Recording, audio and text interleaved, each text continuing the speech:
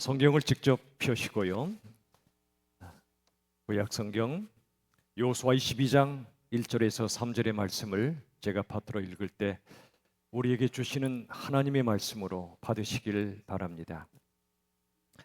그때에 여호수아가 르우벤 사람과 갓 사람과 므낫세 반 지파를 불러서 그들에게 이르되 여호와의 종 모세가 너희에게 명령한 것을 너희가 다 지키며 또 내가 너희에게 명령한 모든 일에 너희가 내 말을 순종하여 오늘까지 날이 오래도록 너희가 너희 형제를 떠나지 아니하고 오직 너희의 하나님 여호와께서 명령하신 그 책임을 지키도다. 아멘. 오늘은 은혜와 책임이라는 제목의 말씀을 나누겠습니다. 올해 우리 교회 목표가 뭐죠? 생활 묵상이지요. 여러분, 묵상이 없는 사람의 두 가지 특징이 있습니다. 하나는 은혜를 깨닫지 못하는 것이고 또 하나는 책임을 깨닫지 못하는 겁니다. 나같이 자격 없는 자에게 베푸신 하나님의 그 기가 막힌 은혜, 그 상상할 수 없는 놀라운 은혜가 뭔지를 깨닫지 못합니다.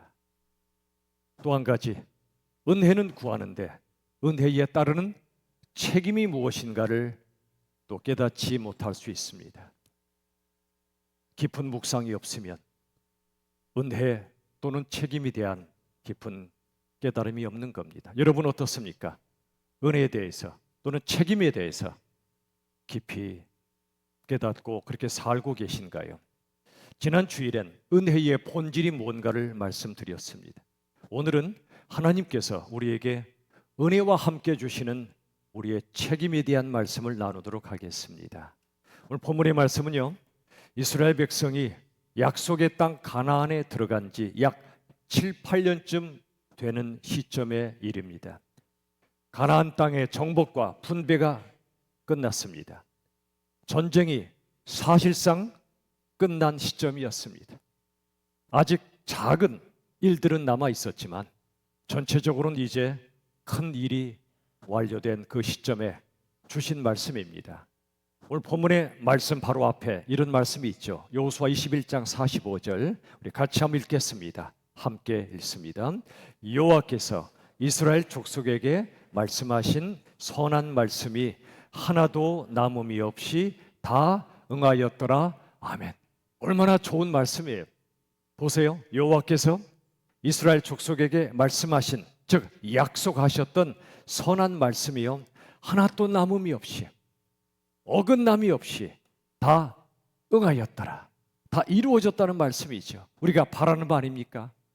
하나님의 말씀은 반드시 이루어집니다. 우리가 보기엔 하나님의 약속이 이루어지는 시간이 너무 더디죠. 하박국 선지자의 그 고백처럼 하나님 언제까지입니까? 어느 때까지입니까? 왜 약속이 이루어지지 않습니까? 라고 우리들은 말하지만 하나님 정하신 때에 반드시 이루어진다고 말씀하십니다.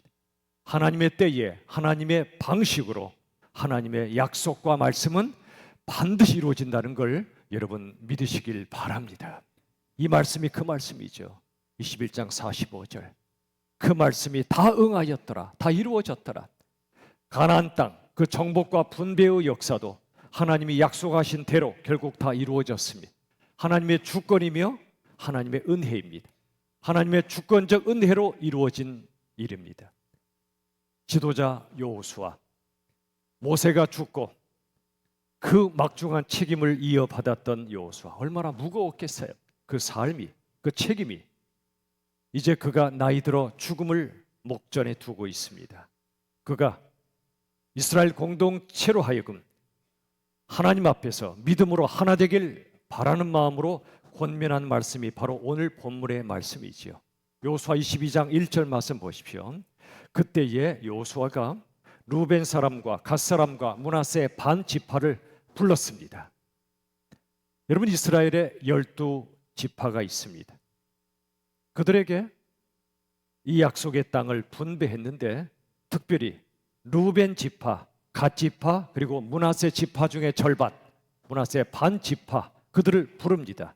왜 불렀냐면 그들에게 배정된 분배된 땅이 어디냐면 요단강이 있죠.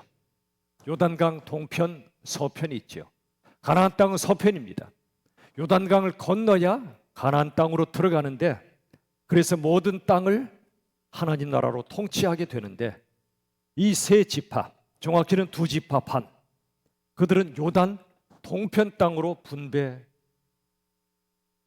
사람들이었습니다. 그들에게 하는 말이지요.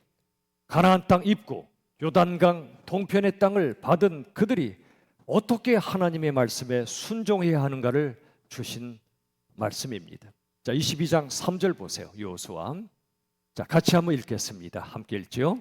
오늘까지 날이 오래도록 너희가 너희 형제를 떠나지 아니하고 오직 너희의 하나님 여호와께서 명령하신 그 책임을 지키도다. 아멘. 그들을 격려하고 있습니다. 뭐라고 하나 보세요. 다시 한번. 오늘까지 날이 오래도록 너희가 너희의 형제를 뭐하지 않냐고요? 떠나지 않고, 다른 말로 형제를 버리지 않았다는 겁니다.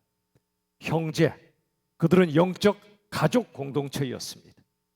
하나님 안에서 단단히 결속된 가족 공동체였습니다. 교회도 마찬가지입니다. 하나님 안에서 끈끈한 가족 공동체에 의합니다. 여러분, 세상도 혈연 관계가 얼마나 무섭습니까? 이 피를 나눴다는 건 굉장한 일이죠. 특히 우리나라 사람들은요, 피를 나눈 사람들에겐 못 해주는 게 없고 피를 안 나눈 사람에겐 해주는 게 없대요. 이런 말이 있을 정도로 혈연은 굉장한 위력을 발휘합니다. 근데 우리는 어떻습니까? 우리 피를 나눴습니까? 안 나눴습니까? 안 나눴지만 나눴죠. 인간 피를 나누지는 않았을지라도 예수님의 피, 보혈을 나눴잖아요. 뭐가 더 끈끈하죠? 사실 피를 나눈 일가 친척들 1년에 몇 번이나 만납니까? 형제도 그렇죠. 그러나 우리들은 매주 만나요. 주중에도 또 만나요. 지겹도록 만나요. 얼마나 좋아요. 영적인 혈연 관계입니다. 영적인 가족이란 말입니다. 그게 교회예요. 코로나가 막을 수 없는 영적인 가족이 우리입니다. 자, 다시 보세요. 여호수아 22장 3절. 너희가 너희 형제를 떠나지 않았대요. 영적 가족임을 다시 한번 알려준 후에 그 다음 오직 너희의 하나님 여호와께서 명령하신, 즉 맡기신 그 무엇을 지키도다? 책임이죠. 오늘 말씀의 제목처럼 약속의 땅을 주신 건 하나님의 주권적 은혜이지만 그들에게 하나님이 책임을 맡기신 겁니다. 여기 책임이란 단어는 원어로 미쉬메레트입니다. 미션입니다. 반드시 지켜야 할 미션, 사명이죠. 그 책임을 지키도다, 수행했다는 겁니다. 자, 어떤 내용의 미션이었을까요? 여호수아 1장 14, 15절에 그 말씀이 나옵니다. 우리 같이 한번 읽겠습니다. 너희 모든 용사들은 무장하고 너희의 형제보다 앞서 건너가서 하나님 여호와께서 주시는 그 땅을 차지하기까지 하라. 이 배경이 이렇습니다. 이스라엘 백성이 이제 요단강을 건너 가나안 땅으로 진격해야 할 때가 온 거예요. 그런데 이미 동편 땅을 분배받은 그들은 거기에 안주할 수도 있잖아요. 잘 다녀오시오. 우린 잘 쉬고 있겠어. 그럴 수도 있잖아요. 근데 그러면 돼야 안 돼요? 안 되죠. 그때 주신 말씀이 이겁니다. 여호수아 1장 14절 이하. 모든 용사들 무장하라. 처자와 가축만 요단 동편에 남고 모두 함께 무장하여, 그 다음 보세요. 너희의 형제보다 앞서 건너가라고 그래요. 선봉 대열에 서라는 겁니다. 선봉장이 되라는 겁니다. 그래서 하나님이 주시는, 은혜로 주시는 그 땅을 완전히 차지할 때까지 너희들은 이곳에 안주하지 말고 책임을 다하라고 말씀했었습니다. 그 책임을 완수했던 이 세 지파, 그들에게 여호수아가 지금 칭찬하고 있는 겁니다. 너희들은 모세와 여호수아의 명령을 따라 요단강 서편 정복 전쟁에 맨 앞에서 싸우는 그 귀한 책임을 완수했다. 우리 교회가 세워진 지 16년 가까이 됩니다. 지금도 기억합니다. 이곳에 처음 도착했을 때 지금 이렇지 않았어요. 좀 심하게 말하면 먼지 구덩이였습니다. 위나 아래나. 이거 체육관이니까. 우리 교회 장로님들, 권사님, 집사님, 성도님들이 달려나와서 저 농구 때 위에 있는 먼지도 올라가서 다 닦아내고, 지금 많이 좋은 시절에 여러분 계신 겁니다. 저기 새가족실, 세상 말로 귀신 나오는 줄 알았어요. 얼마나 먼지 구덩이인지. 지금은 아주 깨끗해졌어요. 그때 선봉장에 서서 교회 개척의 사명을 감당했던 분들, 그분들의 수고를 저는 잊을 수가 없습니다. 여러분, 가나안 땅은 하나님의 은혜로 정복하는 거지만 우리에게 맡겨주신 책임이 있다는 겁니다. 여러분에게 질문 드리죠. 하나님의 은혜와 인간의 책임은 비율상 몇 대 몇일까요? 100을 기준으로 한다면 90대 10? 사이좋게 50대 50으로 할까요? 뭘까요? 100대 100입니다. 여러분, 예수님은 하나님이시자 사람이십니다. 상상할 수 없는 신비죠. 몇 퍼센트 하나님, 몇 퍼센트 사람이시죠? 100% 하나님이십니다. 죄가 전혀 없으심으로 우리를 위하여 십자가에 대신 죽으셔서 구원하실 수 있는 100% 하나님이십니다. 동시에 100% 인간으로 오셨습니다. 우리와 함께 웃으시고 우시고 눈물 흘리시고 아파하시고 외로워하시고 고통스러워하셨던 사람이셨습니다. 100% 하나님, 100% 사람이신 예수님인 것처럼 하나님의 은혜와 인간의 책임도 100대 100이란 말입니다. 자, 에베소서 1장 8절과 10절의 말씀, 너무나 중요한 말씀인데 요약해서 우리 같이 한번 읽겠습니다. 함께 읽습니다. 너희가 그 은혜에 의하여 믿음으로 말미암아 구원을 받았으니 그리스도 예수 안에서 선한 일을 행하게 하려 하심이라. 아멘. 너무나 중요한 말씀, 핵심을 띄워드렸는데 잘 보세요. 너희가 그 무엇에 의하여? 은혜입니다. 우리가 구원받은 것 은혜입니다. 은혜에 의하여 믿음으로 말미암아 구원을 받았다. 은혜가 우리 구원의 핵심입니다. 믿음은 뭐죠? 그 은혜를 받아들이는 겁니다. 자랑할 게 없습니다. 우리의 행위가 아닙니다. 하나님의 은혜를 받아들이는 통로가 바로 믿음이에요. 그런데 믿음의 또 다른 차원이 있어요. 그 다음 나와요. 10절의 말씀, 그리스도 예수 안에서 선한 일을 행하게 하려 하심이라. 이게 책임이죠. 오늘 말씀의 제목처럼 은혜와 책임이죠. 우리가 구원받아 예수님 안에 있게 된 것, 하나님의 자녀가 된 건 100% 하나님의 은혜입니다. 믿으십니까? 저나 여러분이나 100%입니다. 그러나 동시에 구원받은 우리가 예수님의 뜻을 따라 사는 것, 이것도 100% 우리의 책임이란 말입니다. 선한 일, 복음을 전하며 예수님을 전하는 일, 예수님의 그 길을 따라 사는 일, 우리의 100% 책임이라는 겁니다. 예수님께로 오는 사람들은 많아요. 그러나 예수님 가신 길을 따라가는 사람들은 별로 없어요. 신도는 많은데 제자는 별로 없습니다. 여러분 어떻습니까? 여러분 이 말씀을 다시 보시면 믿음의 두 차원이 나와요. 은혜로 주시는 구원을 받아들이는 게 1차적 믿음이라면, 두 번째 믿음은 뭐냐면 하나님의 은혜에 대한 책임 있는 반응입니다. 은혜로 끝나는 게 아니에요. 은혜를 받아 구원받았으면 은혜 앞에 책임 있는 반응을 보이는 게 바로 또 다른 성숙한 믿음이란 말입니다. 은혜가 하나님의 주권이라면 믿음은 우리의 책임이란 말입니다. 우리는 어떻습니까? 치우쳐 있지 않습니까? 하나님의 주권적 은혜를 믿지 못하거나 은혜를 누리지 못하거나, 아니면 은혜는 사모하고 받는데 그건 좋은데 우리의 책임, 제자된 책임을 수행하는 그런 믿음은 우리에게 약하진 않습니까? 싱클레어 포거슨이 이런 말을 했습니다. 우리 같이 한번 읽읍시다. 하나님의 은혜는 인간의 책임을 축소시키지 않고 완성한다. 잘 기억하십시오. 하나님의 은혜는 인간의 책임을 축소시키거나 없애지 않아요. 오히려 완성합니다. 은혜로 구원받은 사람은 그 책임을 완수하게 되어 있다는 겁니다. 하나 예를 들어드릴게요. 이런 이야기가 있습니다. 어느 마을에 두 명의 신실한 농부가 있었습니다. 둘 다 교회도 다니고 기도도 열심히 해요. 또 성실하게 밭을 갈고 씨도 뿌렸어요. 자, 첫 번째 농부가 이렇게 하나님께 기도했습니다.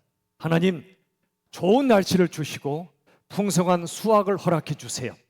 좋은 기도, 나쁜 기도 어느 쪽이죠? 자, 복선 없어요. 있는 대로 그냥 대답하세요. 좋은 기도, 나쁜 기도? 좋은 기도예요. 이런 기도 하십시오. 좋은 날씨 주세요, 하나님. 풍성한 수확을 주세요, 하나님. 건강을 주세요. 내 자식 잘 되게 해주세요.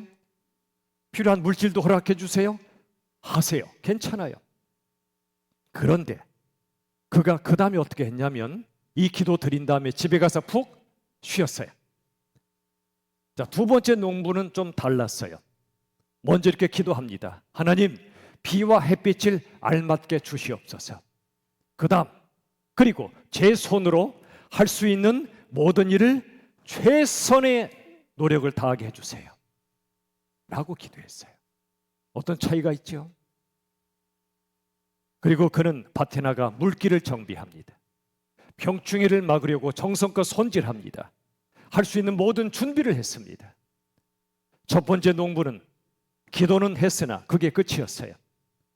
그런데 두 번째 농부는 하나님의 은혜를 구하는 동시에 내가 최선을 다하도록 기도했고 또 그렇게 했습니다.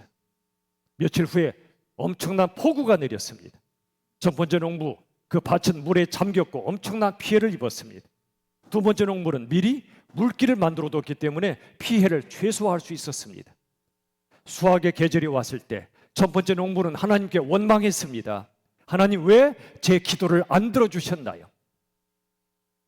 그런데 하나님이 대답하셨습니다. 얘야, 내가 너에게 비와 햇빛을 주었잖아.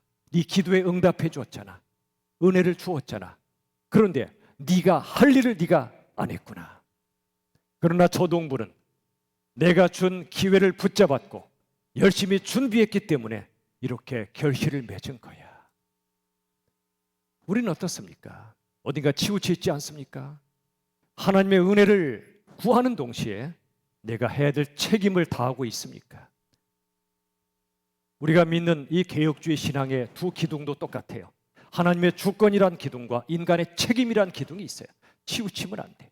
결국엔 하나님의 주권이요 은혜지만 그러나 우리에게 주신 책임도 절대 축소시키지 않으세요. 고린도전서 15장 10절, 내가 나 된 건 오직 나와 함께 하신 하나님의 뭐로다? 은혜로다. 아멘이십니까? 정말 그래요. 저도 지나온 날을 돌아보면 100% 은혜입니다. 여러분도 그렇지 않으십니까? 구원받은 은혜, 힘들었던 삶을 살아내는 은혜, 지금도 묵묵히 살아가는 은혜, 모든 게 은혜입니다. 은혜 없이 한순간도 살 수 없습니다. 그런데 고린도전서 15장 58절 말씀 보세요. 같이 읽겠습니다. 항상 주의 일에 더욱 힘쓰는 자들이 되라. 이게 뭐죠? 은혜와 함께 책임이지요. 나 된 건 하나님의 은혜지만 주의 일에 더욱 힘쓰는 자들이 되라. 책임을 다하라는 겁니다. 여러분, 신앙은 하나님의 은혜를 힘입는 것인 동시에 은혜에 힘입어 자기 삶을 스스로 책임지는 겁니다. 내 삶이 어려워진 걸 하나님 탓, 부모 탓, 누구 탓을 하는 게 아니고요. 신앙은 은혜의 하나님을 꽉 붙잡고 스스로 헤쳐가는 삶이에요. 자, 여호수아 17장 15절 말씀 우리 같이 한번 읽겠습니다. 올라가서 스스로 개척하라. 오늘 본문의 말씀 여호수아 22장 앞에 17장의 그 말씀이에요. 험한 삼림 지역을 정복하러 갈 때 하나님이 내가 다 해줄게 그러지 않으셨어요. 은혜를 부어주시지만 모든 걸 주시지만 올라가 스스로 개척하라 말씀하신 거예요. 자, 17장 18절 우리 같이 한번 읽겠습니다. 그 산지도 네 것이 되리니 비록 삼림이라도 내가 개척하라. 그 끝까지 네 것이 되리라. 네가 개척하라 말씀하세요. 이게 책임이란 말입니다. 하나님의 은혜 없이는 우리는 개척할 수 없어요. 그러나 은혜로 힘입어 안방에 누워 있으면 안 돼요. 나가야 돼요. 개척해야 돼요. 이게 책임이란 말입니다. 출애굽기 14장에 보면 하나님이 홍해를 가르게 하시죠. 이스라엘 백성들에게 모세를 통해 지팡이를 내밀라고 하십니다. 모세가 한 일은 다른 거 없어요. 지팡이를 쥔 손을 내밀기만 하면 됐어요. 홍해가 쫙 갈라졌어요. 이게 믿음입니다. 우리가 하는 거 아무것도 없어요. 손을 내밀기만 하면 됩니다. 그런데 여호수아 1장 가면 한 걸음 더 나아가죠. 요단강을 발로 밟으라고 말씀하십니다. 이게 순종의 책임입니다. 믿음의 성숙이지요. 우리는 하나님이 손을 내밀라, 은혜를 구하라 할 때 구하면 됩니다. 우리에게 발로 밟으라 하시면 발로 밟아야 합니다. 이제 내주한교회도 이제 개척되었습니다. 우리 명일처소에서 예배 드리시다가 이제 조만간에 하나님이 준비하신 약속의 땅으로 가십니다. 송파구 문정동입니다. 개척입니다. 스스로 개척하라 말씀하십니다. 하나님의 은혜를 철저히 구하는 동시에 이끄시는 곳으로 발을 내디뎌야 됩니다. 우리가 누군가를 전도할 때도 하나님, 이 사람 죽었다 깨나도 예수 안 믿을 것 같습니다 라고 믿어져도 기도를 멈추지 마십시오. 가족 중에, 직장에서, 마을에서 한 영혼도 구원받지 않으면 안 되잖아요. 예수 없이 살 수 있는 사람 아무도 없잖아요. 그들을 향하여 도무지 전도 안 되겠다 할 때 포기하지 마십시오. 하나님의 은혜로 구원받으니 은혜를 저 영혼에게도 부어달라고 간절히 기도하십시오. 두 번째는 발로 밟으십시오. 그 사람을 발로 밟으라는 얘기가 아니고 그 영혼의 지경으로 뚫고 들어가라는 얘기입니다. 김치도 담가다 드리고 그가 힘들어 보일 때 가서 들어드리고 같이 아파해주고, 그게 우리의 책임이란 말입니다. 여러분, 이처럼 믿음은 관념이 아니에요. 개념도 아니에요. 믿음은 실제입니다. 실상입니다. 믿음은 순종으로 나타나는 겁니다. 저는 이런 분들이 너무너무 감사합니다. 우리 교회 개척 때부터 지금까지 말없이 교회의 빈자리를 채워주시는 분들, 말없이 교회를 구석구석 섬겨주시는 분들, 그리고 가정에서, 일터에서, 삶의 현장에서 말없이 예수 향기를 드러내는 분들이 많이 계세요. 그런 분들이 진정한 신앙인이요, 그런 분들이 교회를 지탱하는 것입니다. 목사가 지탱하는 거 아니에요. 먼저 하나님, 예수님이 지탱해 주시지만, 성령님이 지탱해 주시지만 동시에 우리 주님의 그 은혜를 받아 말없이 섬기시는 여러분들이 바로 교회를 지탱하시는 분들입니다. 그게 신앙입니다. 우린 하나님의 은혜로 구원받아 하나님의 자녀가 되었지만 그 은혜에는 반드시 책임이 따른다는 걸 기억하십시오. 적어도 두 가지 책임이 있어요. 첫째, 예배할 책임이죠. 예배는 종교의식이 아니에요. 예배는 나 같은 죄인을 구원하신 하나님의 은혜를 찬양할 수밖에 없어서 달려나와 감사 찬양을 드리고 온 세상을 통치하시는 하나님을 경배하며 예배하는 것, 우리의 책임입니다. 예배의 책임을 소홀히 하지 마십시오. 어디 먼 곳에 가시더라도 거기에 있는 교회 가서 예배 드리십시오. 예배당이 없다? 그 자리가 예배당인 줄 알고 숙소에서라도 말씀을 보고 읽으며 예배하십시오.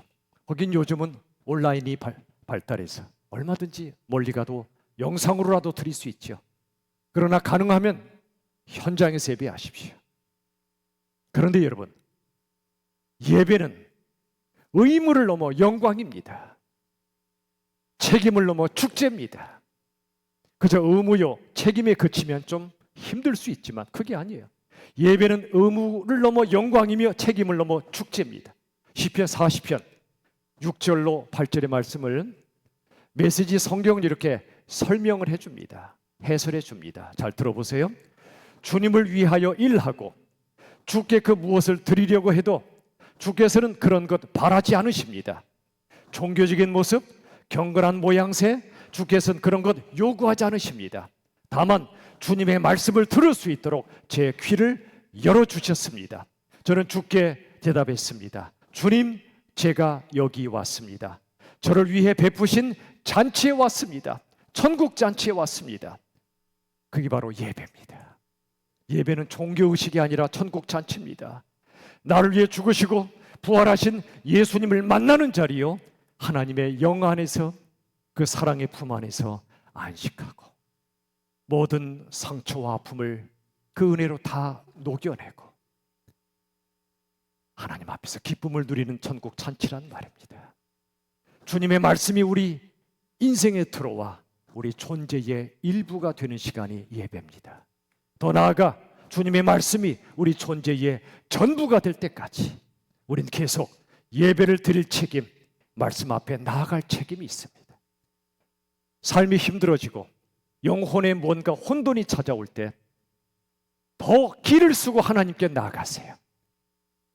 더 기를 쓰고 예배를 드리십시오. 더 기를 쓰고 하나님의 말씀에 귀를 기울이십시오. 그래야 회복됩니다. 예배는 놀라운 책임입니다. 더 나아가 축제란 말입니다. 또 한 가지 책임이 있습니다. 그건 십자가의 삶을 살아갈 책임입니다. 예수님의 제자로서 말이죠. 자, 마가복음 8장 34절 우리 다 함께 읽습니다. 읽죠? 누구든지 나를 따라오려거든 자기를 부인하고 자기 십자가를 지고 나를 따를 것이니라. 예수님의 제자가 되고 싶거든, 예수님을 따라가길 원하거든 먼저 자기를 부인하고 자신의 주인됨을 내려놓고 오직 주님만이 나의 주인이심을 고백하며 자기 십자가를 지고 내게 맡겨진 내 몫의 십자가를 지고 또 내가 예수님과 함께 죽은 그 십자가를 지고 나를 따르라. 여러분, 예수님의 제자는 머리로 예수님의 말씀을 깨달을 뿐 아니라 몸으로 예수님 따르는 그 자리까지 가야 합니다. 예수님과 함께 고난도 겪습니다. 예수와 함께 죽는 그 자리까지 가야 됩니다. 근데 우리들은 그게 힘들어요. 고난 싫죠. 저도 싫어요. 죽는 거 싫어요. 그런데 놀라운 반전이 있습니다. 두 가지 반전. 첫째, 예수님의 반전이 뭐냐면 예수님은 요한복음 12장에 썩는 미랄 이야기 하시기 직전에 나 이제 영광의 시간이 다가온다고 말씀합니다. 십자가에 죽는 시간을 말해요. 뭐죠? 예수님께 십자가는 분명 고통이지만 저주가 아니고 영광이라는 겁니다. 왜 영광이죠? 하나님의 명령에 순종하는 영광. 그를 통해 수많은 영혼들을 살리고 구원하는 이 사랑의 영광, 그걸 아셨기에 십자가에 죽는 걸 영광이라 표현했습니다. 미랄이 되어 썩는 걸 영광으로 생각했습니다. 이게 첫 번째 반전이죠. 우리의 반전은 뭐죠? 우린 인간인지라 고난 싫다 보니 하나님이 고난 주시면 싫어요. 하나님 원망스러워요. 몸이 아프다거나 사랑하는 사람이 떠난다거나 얼마나 힘드냐고요. 맞아요. 그런데 바로 그 순간 내가 당하는 고난이 영광이 되는 반전이 일어나요. 어떻게 그게 가능하지요? 그건 내가 자격 없었는데 예수님의 은혜로 구원받았을 뿐 아니라 자격 없는 내가 예수님과 같이 십자가 지는 게 영광임을 깨닫는 거예요. 내가 뭔데 예수님과 함께 고난을 받을 수 있단 말인가? 내가 뭔데 한 영혼을 구원하기 위해 십자가 질 수 있단 말인가? 내가 뭔데 예수님과 같이 십자가에 죽을 수 있단 말인가? 그래서 베드로는 예수님처럼 십자가 달리는 게 너무 황송해서 거꾸로 매달려 죽었다고 들었어요. 여러분, 이 은혜가 얼마나 엄청나고 예수님이 어떤 분인가를 깨달으면 내가 당하는 고난은 하나님의 은혜가 떠난 증거가 아니고요, 은혜가 함께하는 증거예요. 고난은 하나님이 우리를 사랑하지 않는 증거가 아니고요, 우리 사랑하시는 증거예요. 왜 그렇지요? 고난은 우리 영혼의 알람장치잖아요. 제 몸에도 아픔이 있어요. 그러나 그 아픔이 없었다면 안 그래도 건방 떨고 얼마나 교만한 저인데 고난마저 없다면 얼마나 더 건방 떨고 교만해졌겠냐고요. 그 교만은, 그 고난은 저를 깨우는 하나님의 알람장치고요. 은혜입니다. 더 나아가 누군가를 섬기기 위해 자초하는 고난은 예수님의 십자가에 동참하는 영광스러운 고난임을 여러분 믿으시길 바랍니다. 이게 십자가 지는 삶의 책임이에요.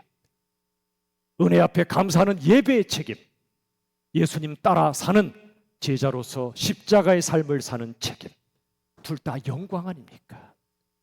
물론 십자가의 삶을 사는 건 불편해요. 힘들어요. 마치 갑옷을 입는 거랑 같아요. 여러분, 갑옷을 입으면 편합니까? 불편하지요.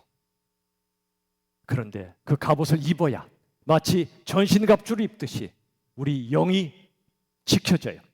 갑옷을 입어야 십자가 삶을 살 수 있어요. 왜 그렇게 바보같이 사냐고 사람들이 조롱할 수도 있어요. 왜 그렇게 손해보며 사냐고 우리를 야단칠 수도 있어요. 그때 우리는 말해야 됩니다. 아니요. 이렇게 사는 게, 이렇게 불편하게 사는 게, 이렇게 손해보는 게 실은 영광이에요. 그들이 이해 못합니다. 왜 그렇게 살아? 물을 때 알려줄까? 그러면서 예수님을 전하는 겁니다. 우리 교회 시작될 때 이런 말씀 드렸죠. 우리 불편하게 살자고. 아마 우리나라 수많은 교회 가운데 아마 예배당 의자 중에 이렇게 딱딱하고 불편한 의자 별로 없을 거예요. 성격이 못돼서 그래. 그런데 이렇게 된 이유는 우리에게 적절한 불편함이 없으면 우리 영적으로 죽을 수밖에 없어요. 여러분이 편하면 좋겠어요. 푹신한 의자 앉아 예배드리면 좋겠어요.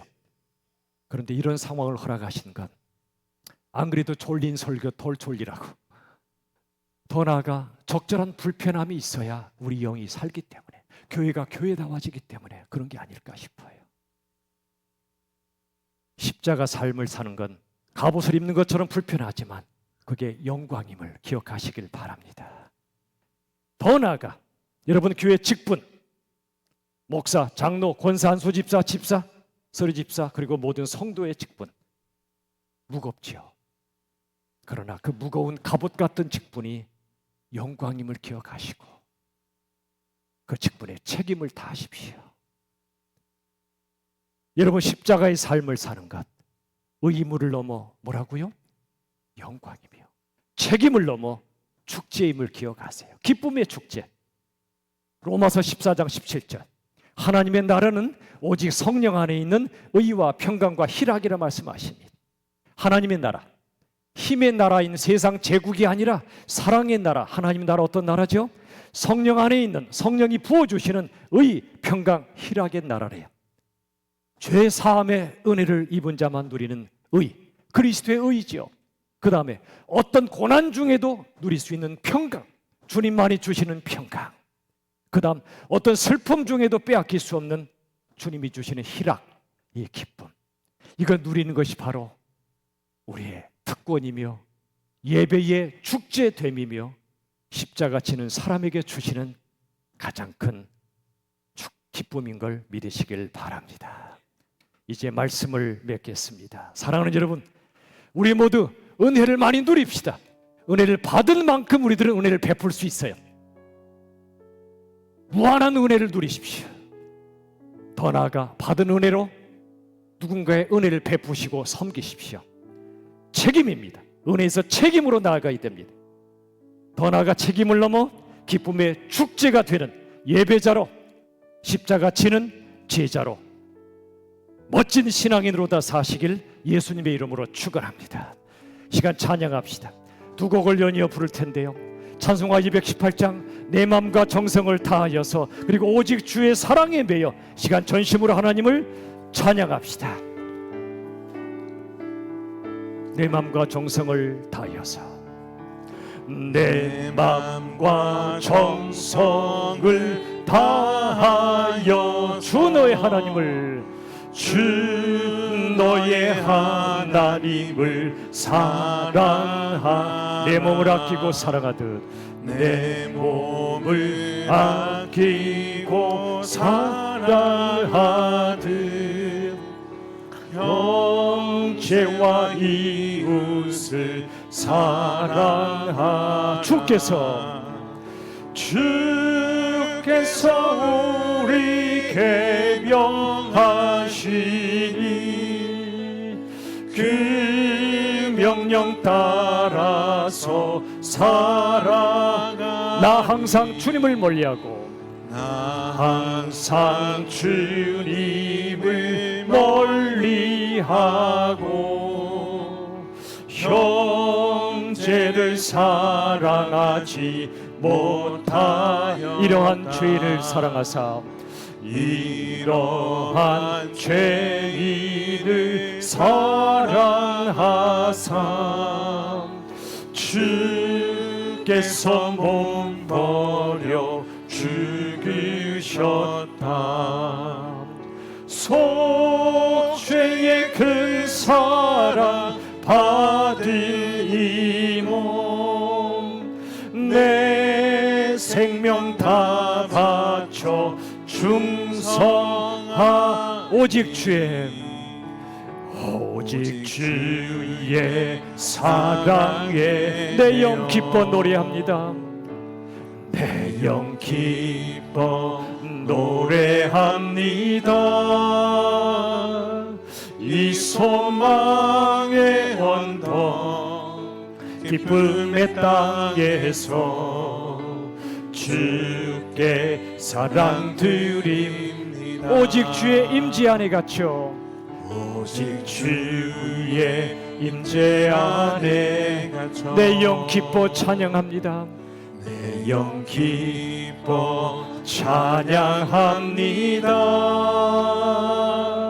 이 소명의 언덕 거룩한 땅에서 주께 경배드림. 주께서 주신 모든 은혜, 주께서 주신 모든 은혜 나니 말할 수 없네. 내 영혼 즐거이 주 따르렵니다. 주께 내 삶 드림. 주께서 주신 모든 은혜, 주께서 주신 모든 은혜 나는 말할 수 없네. 내 영혼 즐거이 주 따르렵니다. 주께 내 삶 드립니다. 오늘 핵심 메시지가 이것이었습니다. 하나님의 은혜는 인간의 책임을 축소시키지 않고 완성합니다.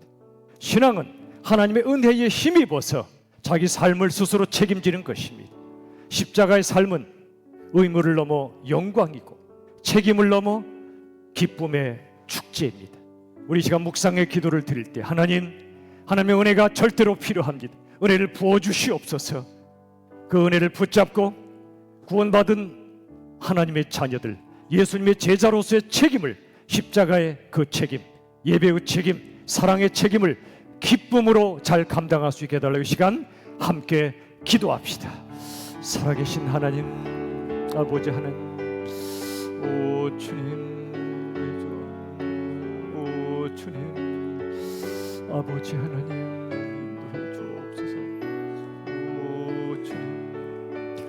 아버지 하나님, 그 은혜를 부어주시고 주님,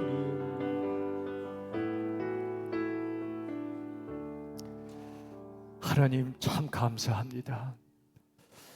하나님의 사랑을 받을 건덕지가 전혀 없었던 우리에게 무조건적인 은혜로 우리를 구원하셨고, 이제 그 구원받아 하나님의 자녀 된 우리들 예수님의 제자 되기 원합니다. 참 제자로 맡겨주신 그 영광의 책임을 감당하고 수행하는 우리 모두가 되게 하여 주시옵소서.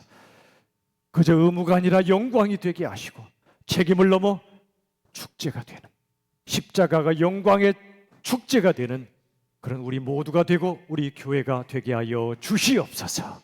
예수님의 이름으로 간절히 기도하옵나이다. 아멘.